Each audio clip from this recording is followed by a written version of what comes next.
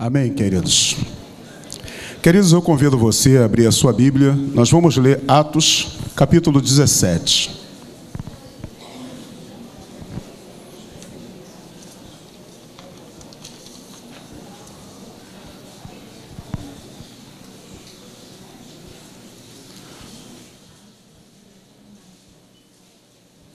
Nós estamos aí no mês do conhecimento e começou no domingo passado, já o tema desenvolvido nesse mês de setembro, e coube a mim a tarefa de estar aqui hoje. Eu me sinto assim muito grato a Deus e me sinto honrado, sabe? Ter a oportunidade de entrar em sala de aula, de estar em sala de aula conversando sobre tanta coisa, tantos assuntos, tantas informações que Deus tem nos dado condições de, primeiro, como professores, estar aprendendo, estar desfrutando, estar obtendo conhecimento, e depois de obter esse conhecimento, a gente transfere, a gente compartilha isso que Deus tem falado, o que nós temos aprendido. E em sala de aula, queridos, nós aprendemos antes e em sala de aulas aprendemos também, junto com os alunos, conversamos, batemos papo. E hoje, o tema da mensagem de hoje é Influencia Sim. Eu fiz questão de colocar esse tema Influencia Sim, no sentido em que as influências estão aí, queridos. Em todo o ambiente, em todos os lugares onde vamos, nós somos, de alguma forma, influenciados. E o tema que eu estou desenvolvendo, que a gente tem tido a oportunidade de em sala de aula, é sobre o fundamento da teologia cristã. Então, eu vou estar pincelando algumas coisas sobre a teologia cristã, mas nós não vamos nos deter no assunto teologia cristã, até porque a teologia cristã ela trabalha muito com história. E a proposta do curso de vida cristã é uma vida prática. A gente aprende em sala de aula e, ao mesmo tempo, a gente pratica no nosso dia a dia. Então, nós vamos desenvolver o fundamento da teologia cristã, no sentido em fundamento da teologia da vida cristã. Nós vamos levar para a questão da vida cristã. E eu gostaria de ler com você este capítulo de Atos, no 17, a partir do versículo 1, que diz assim: Paulo e Silas em Tessalônica. Tendo passado por Anfípolis e Apolônia, chegaram a Tessalônica, onde havia uma sinagoga de judeus. Paulo, segundo o seu costume, foi procurá-los e por 3 sábados arrazoou com eles acerca das Escrituras, expondo e demonstrando ter sido necessário que o Cristo padecesse e ressurgisse dentre mortos. E este, dizia ele, é o Cristo Jesus que eu vos anuncio. Alguns deles foram persuadidos e unidos a Paulo e Silas, bem como numerosa multidão de gregos piedosos e muitas distintas mulheres. Os judeus, porém, movidos de inveja, trazendo consigo alguns homens maus dentre a malandragem, ajuntando a turba, alvoroçaram a cidade e, assaltando a casa de Jason, procuravam trazê-los para o meio do povo. Porém, não os encontrando, arrastaram, e estes que têm transtornado o mundo chegaram também aqui, os quais Jason hospedou. Todos estes procedem contra os decretos de César, afirmando ser Jesus outro rei. Tanto a multidão como as autoridades ficaram agitadas ao ouvirem estas palavras. Contudo, soltaram Jason e os mais, após terem recebido deles a fiança estipulada. E logo, durante a noite, os irmãos enviaram Paulo e Silas para Bereia. Ali chegando, dirigiram-se à sinagoga dos judeus. Ora, estes de Bereia eram mais nobres que os de Tessalônica, pois receberam a palavra com toda a avidez, examinando as Escrituras todos os dias, para ver se as coisas eram de fato assim. Com isso, muitos deles creram, mulheres gregas de alta posição e não poucos homens. Mas, logo que os judeus de Tessalônica souberam que a palavra de Deus era anunciada por Paulo, também em Bereia, foram lá excitar e perturbar o povo. Então, os irmãos promoveram sem detença a partida de Paulo para os lados do mar. Porém, Silas e Timóteo continuaram ali. Os responsáveis por Paulo levaram-no até Atenas e regressaram trazendo a ordem a Silas e a Timóteo para que, o mais depressa possível, fossem ter com ele, com Paulo. Enquanto Paulo os esperava em Atenas, o seu espírito se revoltava em face à idolatria dominante na cidade. Por isso, dissertava na sinagoga entre os judeus e os gentios piedosos. Também na praça todos os dias, entre os que se encontravam ali, e alguns dos filósofos epicureus e estoicos contendiam com ele, havendo quem perguntasse: que quer dizer este tagarela? E outros: parece pregador de estranhos deuses, pois pregava a Jesus Cristo e a ressurreição. Então, tomando-o consigo, o levaram ao Areópago, dizendo: podemos saber que nova doutrina é esta que ensinas? Posto que nos traz aos ouvidos coisas estranhas, queremos saber o que vem a ser isto. Pois todos os de Atenas e os estrangeiros residentes, coisas das últimas novidades. Então Paulo, levantando-se no meio do Areópago, disse: senhores atenienses, em tudo vos vejo acentuadamente religiosos, porque, passando e observando os objetos do vosso culto, encontrei também um altar no qual está escrito: ao Deus desconhecido.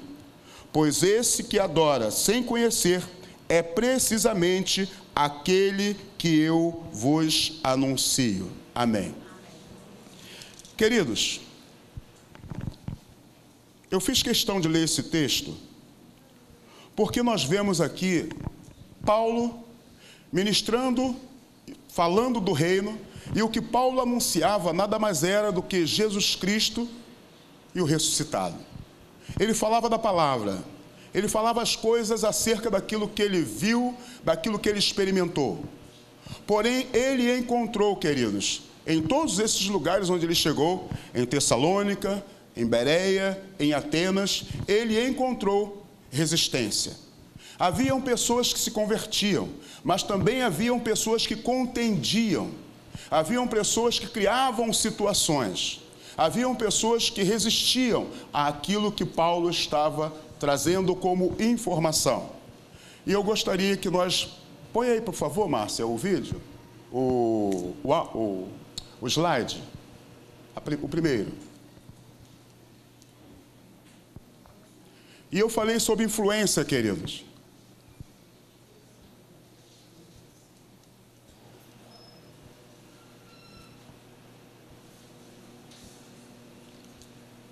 Eu falei sobre influência. O que é influência? Ação de uma pessoa ou de uma coisa sobre a outra. A ação de uma pessoa ou de uma coisa sobre a outra. Se desviarmos nossa atenção para o que é comum, a história, as experiências, o ambiente e pessoas nos influenciam sim, positiva ou negativamente. E eu gostaria de que vocês vissem um pedacinho de um vídeo que eu passei para nós vermos. O primeiro vídeo.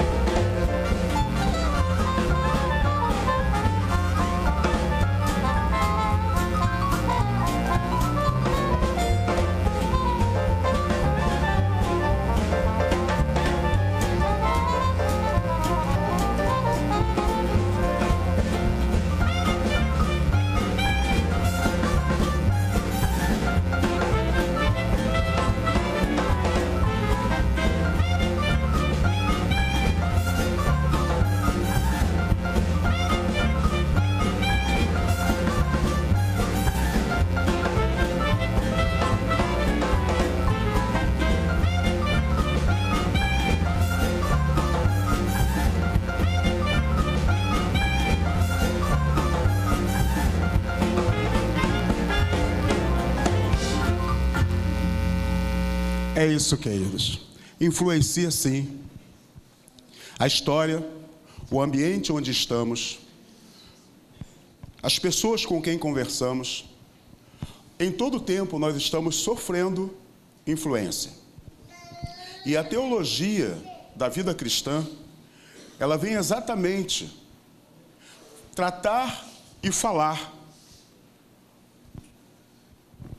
de tudo aquilo que Deus tem feito e realizado. Você pode passar o outro slide? O fundamento da teologia da vida cristã, a teologia é a reflexão cristã sobre a salvação. E, inevitavelmente, também envolve a reflexão sobre a natureza de Deus, da revelação que Ele faz de si mesmo na pessoa de Jesus Cristo, e sobre muitas outras crenças ligadas à salvação. Fala sobre o que é, o que acontece, e quais os papéis a ser desempenhados por Deus e pelo homem, para que ela se concretize. O papel da teologia cristã, o fundamento da teologia cristã. Ela vem tratar, vem falar de Deus, vem falar da sua natureza, ela vai fazer uma reflexão. A teologia cristã, na realidade, ela conta uma história, né? E o que é história? História é você pegar pequenas histórias, pequenos relatos, que não são ficções, são fatos reais, que aconteceram na sociedade, no ambiente, nos lugares, e você vai acrescentando um fato a outro, e ali você vai juntando histórias, pequenas histórias, e você conta grandes histórias. E a teologia da vida, a teologia cristã, ela vai falar exatamente isso. Ela vai contar fatos, relatos, vai trazer informações de tudo o que tem acontecido em meio àquilo que Deus tem realizado, e sempre ela vai levar para o lado da salvação. Porque existe também uma teologia que busca e traz a informação sobre a salvação. Pode passar? Bom, então eu vou ficar com esta informação que diz assim: a vida cristã legítima, o cristão legítimo, a importância, a intenção do viver cristão é a manifestação do poder do Espírito Santo, fluindo através daqueles que, pela fé no Salvador, se tornam templos de sua habitação. Então, a vida cristã, ela, na realidade, ela é a manifestação do poder de Deus fluindo através de nós. Eu e você, caminhando por essa vida, eu e você caminhando no mundo, as pessoas conseguem perceber que Deus enviou a Jesus Cristo através de perceber em nós a manifestação do poder de Deus, através do Espírito Santo, na nossa vida. Somos nós evidenciando o Espírito Santo na nossa vida. Essa, na realidade, de maneira prática, o fundamento da teologia da vida cristã é isso. Nós, vivendo o Espírito Santo e permitindo que o Espírito Santo manifeste o poder de Deus através de cada um de nós. E, queridos, quando a gente olha e vê essa questão de influência, a gente percebe que a influência, ela não chega e muda você por completo. Não. Ela acontece de forma sutil, ela acontece devagar. Como nós percebemos as pessoas entrando no elevador, ela acontece, às vezes, até de maneira muito simples, né? De forma, assim, sorrateira, num tom até de brincadeira, porque nós percebemos que as pessoas chegavam e se posicionavam. Como nós, cristãos, ao conhecer a palavra de Deus, ao conhecer a Escritura, nós conhecemos ao Senhor Jesus Cristo, posicionamos. Mas, durante a nossa caminhada da vida cristã, nós nos envolvemos com outras pessoas, caminhamos junto com outras pessoas.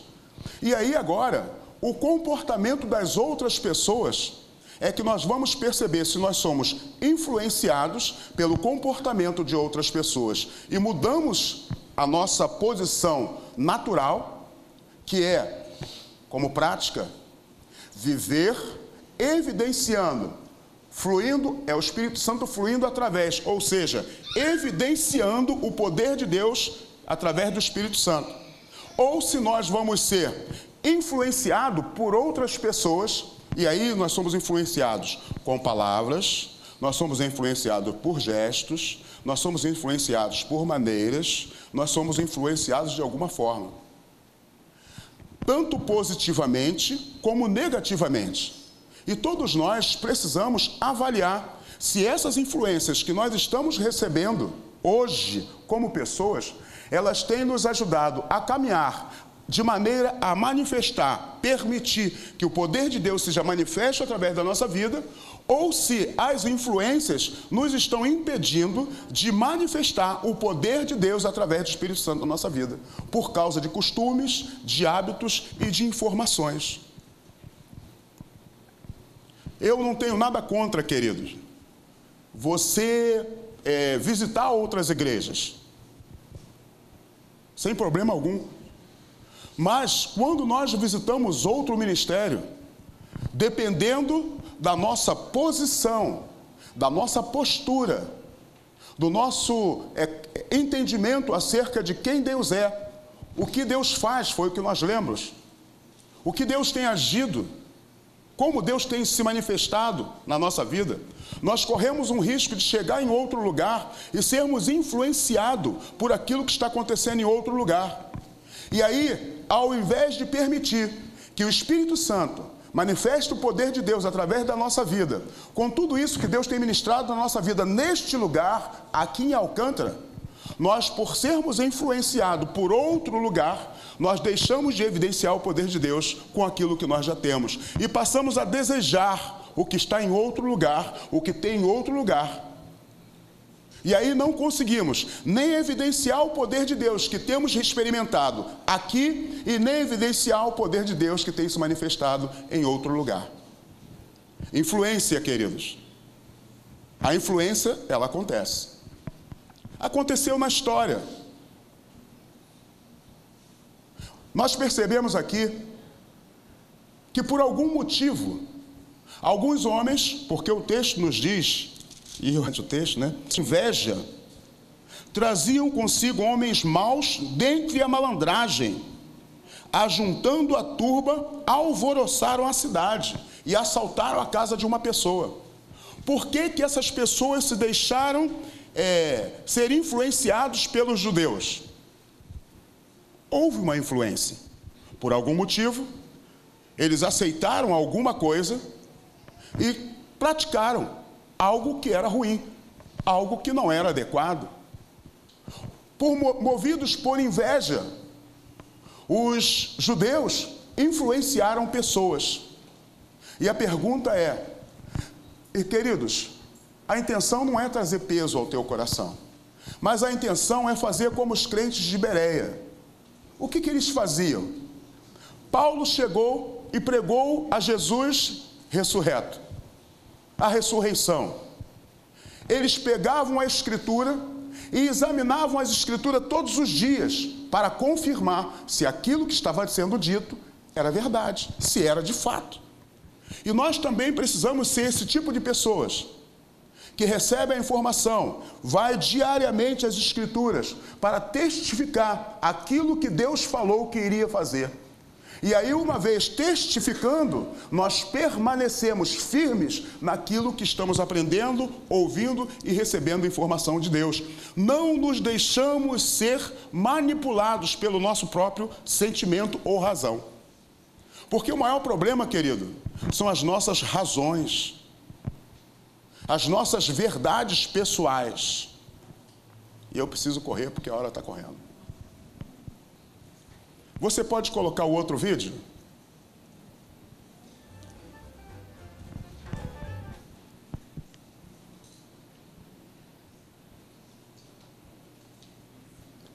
O outro. To answer that question, we set up a hidden camera experiment to see if this woman would stand up at the sound of this tone, simply because everyone else is. You might be thinking you'd never go along with this. Você vai perceber que toda vez que faz um tum, alguma coisa acontece.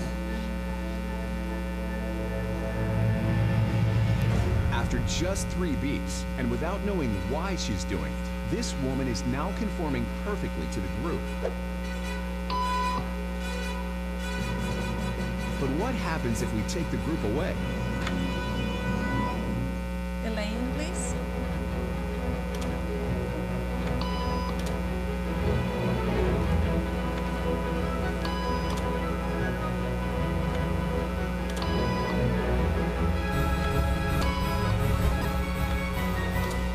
Okay, now she's alone. The crowd is gone and nobody is watching her except our hidden camera. Ela estava sozinha e ninguém estava vendo ela.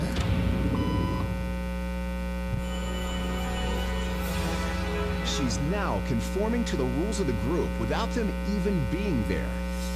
Now, watch what happens when we introduce another outsider who doesn't know the rules. Have a seat and they'll be out in just a couple minutes. Thanks so much.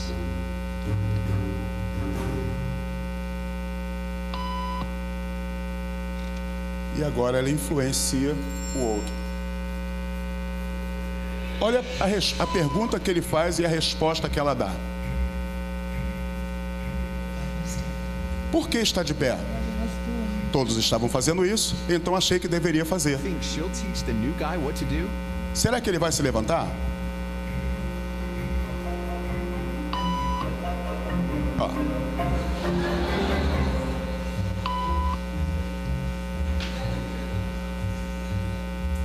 E agora se segue uma pessoa influenciando outra, e outras vão chegando, e outras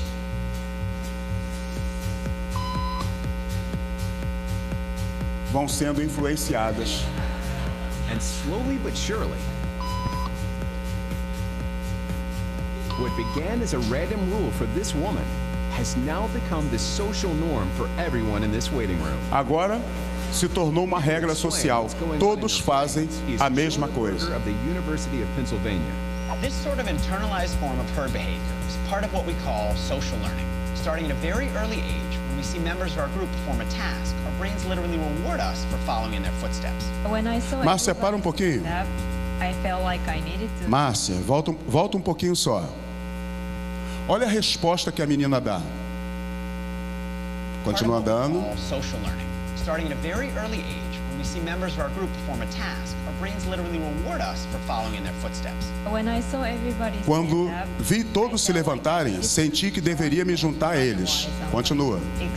Caso contrário, seria excluída. Uma vez que decidi me juntar a ele, então me senti muito mais confortável. Obrigado. O que ocorre, queridos?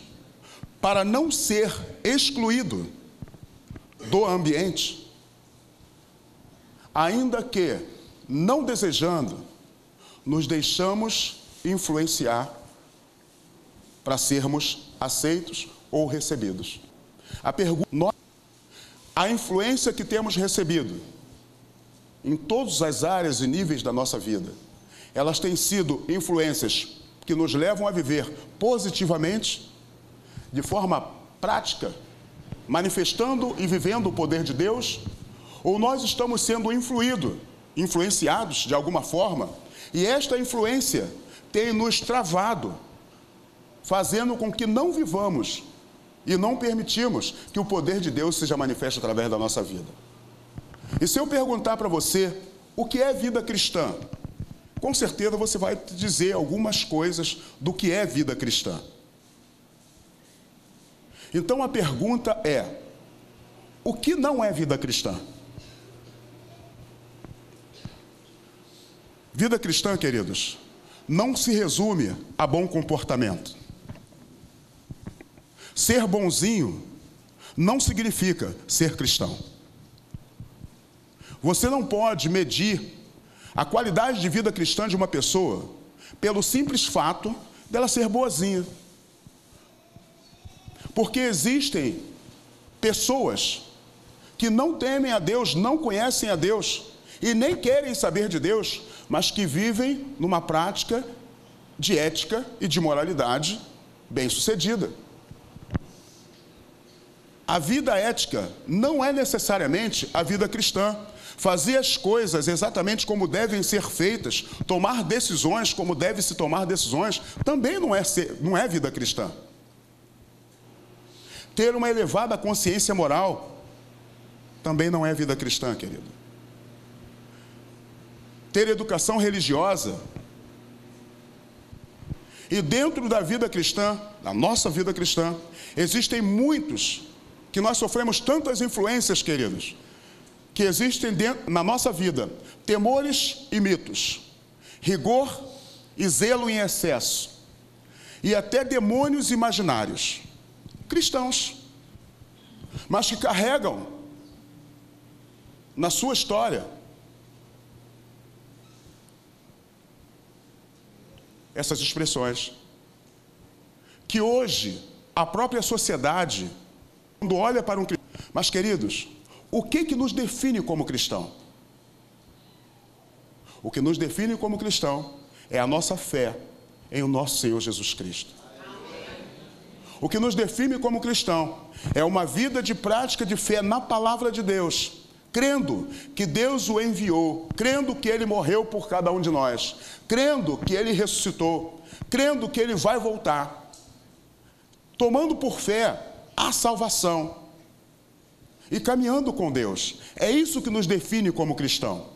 A consequência de andarmos com Deus de uma forma clara, prática e com entendimento, vivendo uma vida de fé, faz com que a nossa vida, nós venhamos a praticar essas obras que está sendo dito aqui. Porque, queridos, não foi dito que é o poder de Deus sendo manifesto em nós?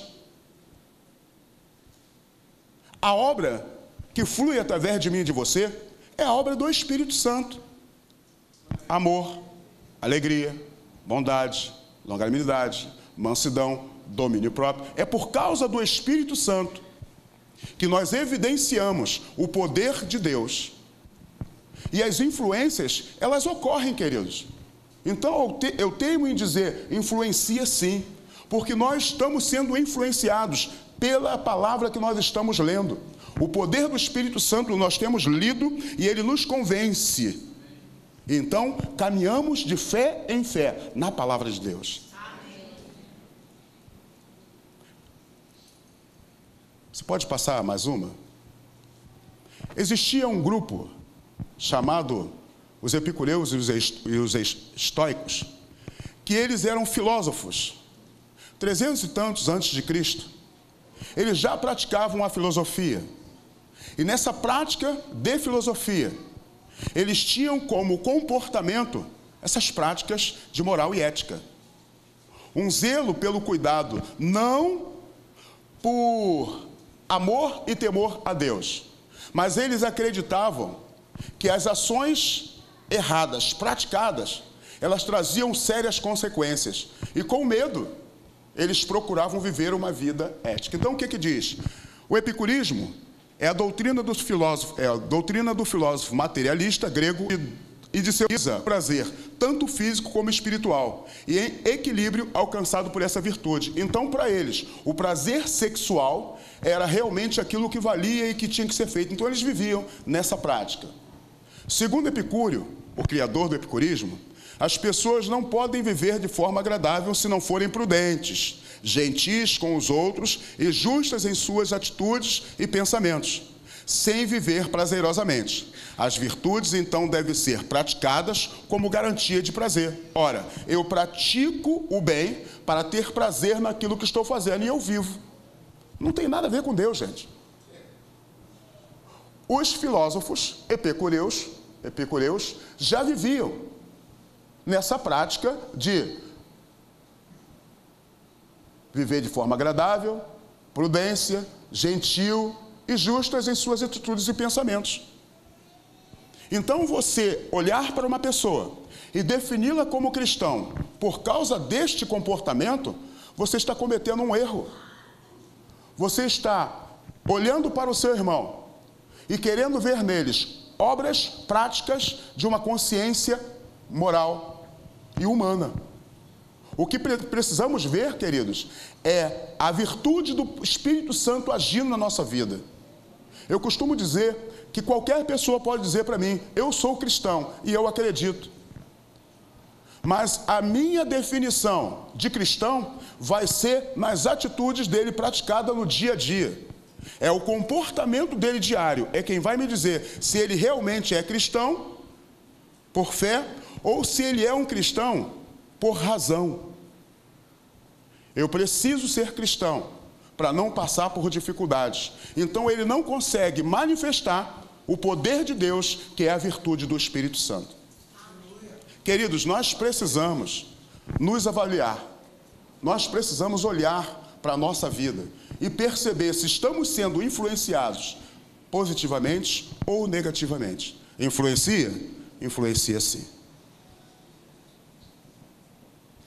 Pode passar outra? Já o estoicismo, eles têm elevada consciência moral. A doutrina filosófica que prega rigidez moral e seriedade diante das dificuldades. Olha aí a perseverança, queridos.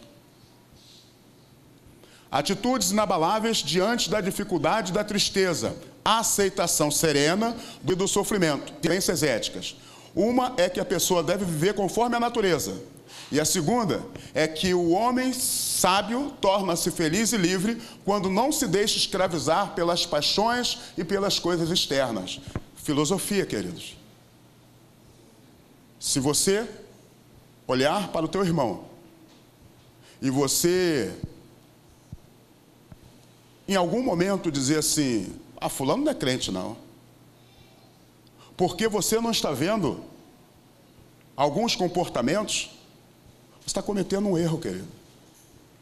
O que define que essa pessoa que está ao seu lado é o seu irmão é a fé dele, evidenciada em Jesus Cristo. As atitudes praticadas através da manifestação do poder de Deus, sendo evidenciada através do fruto do Espírito Santo: amor, paz, bondade, longanimidade, mansidão, domínio próprio. Quando você vê o seu irmão vivendo esse tipo de vida, você percebe que ele está vivendo uma vida abundante em Deus. Mas não quer dizer que ele não seja cristão. Pode ser que ele esteja sendo influenciado em alguma área da sua vida e ele não esteja conseguindo permitir que o Espírito Santo flua.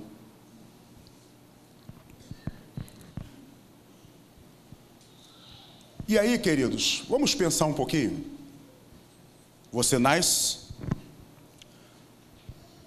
você cresce, os teus pais, teu educador, ele te dá as primeiras instruções da vida, te orienta, te ensina. Você vive bem, você vive rodeado de amigos, você vive uma vida tranquila.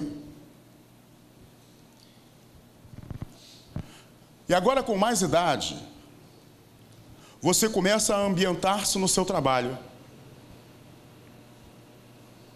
Curso, faculdade, amigos.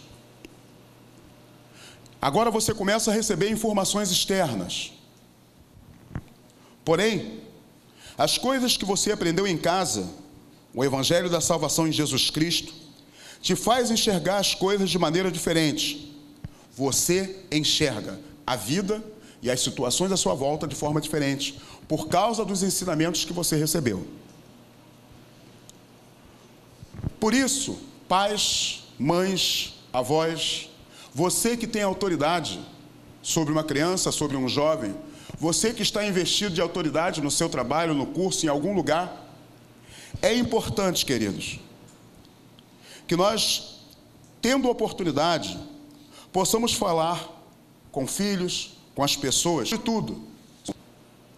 Precisamos aprender sobre a graça de Deus, aceitar essa graça e transmiti-la de forma clara, esse ensino maravilhoso que o Senhor Jesus Cristo nos deixou. O que nós devemos passar para as pessoas são os ensinos maravilhosos que o Senhor Jesus nos deixou através da sua palavra. Receber e aceitar a graça de Deus manifesta. E não, queridos, e eu escrevi aqui, não porque é crente. Crente não pode fazer isso ou aquilo. Não pode e não pode. Estamos causando, queridos, um problema sério na vida da pessoa que estamos instruindo ou orientando.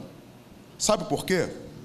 Porque enquanto aqui, porque ele é crente, ele não pode e não pode, lá fora, tudo é lícito, tudo é lindo e tudo pode. Então, é melhor estar lá fora, longe de Deus, do que dentro do Evangelho, experimentando a bondade de Deus. É porque ele não ama a Deus? Precisamos nos avaliar de que forma temos apresentado as boas novas de salvação.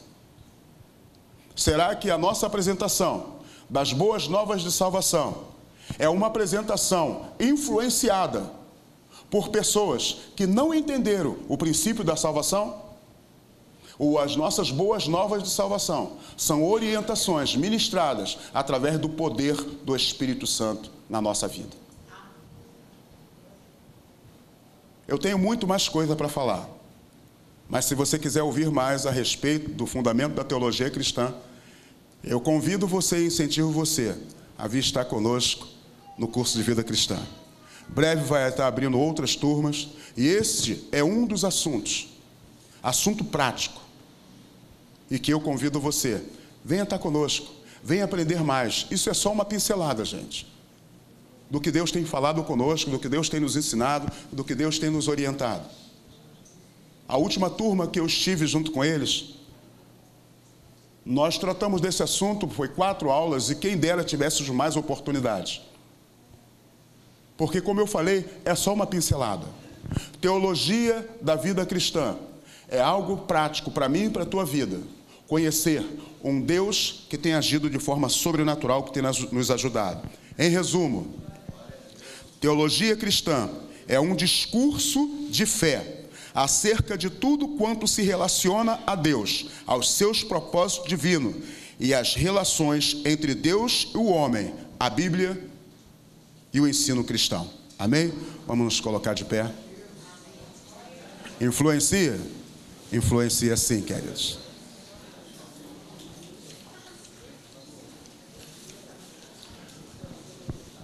Nós estamos aí com conhecimento. E vão passar por esses lugares pessoas que vão trazer informações excelentes, querido. Eu incentivo você a trazer material, trazer papel, caneta. Anota, vai anotando. Porque, a gente não tem o hábito de falar essas coisas de púlpito. Eu estou me sentindo à vontade, como a gente aprende, é pelo poder do Espírito. Mas em sala de aula, nós tratamos de forma detalhada. Então eu te incentivo, venha para o curso de vida cristã, vai ser bom para você, viu? Vamos ter uma palavra de oração?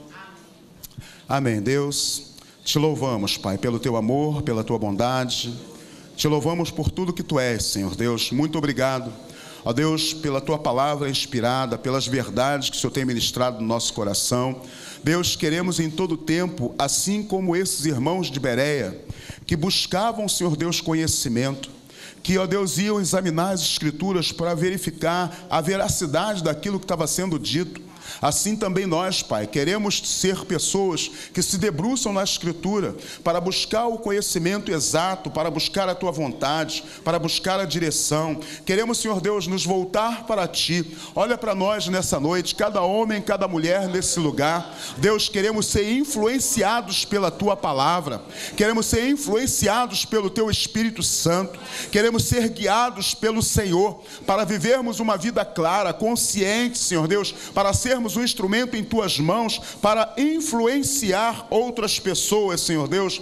Deus, se nós ouvimos essa palavra, dizemos, Senhor Deus, que influencia sim. Nós queremos ser essas pessoas, queremos ser influenciadores, não queremos ser influenciados, Pai.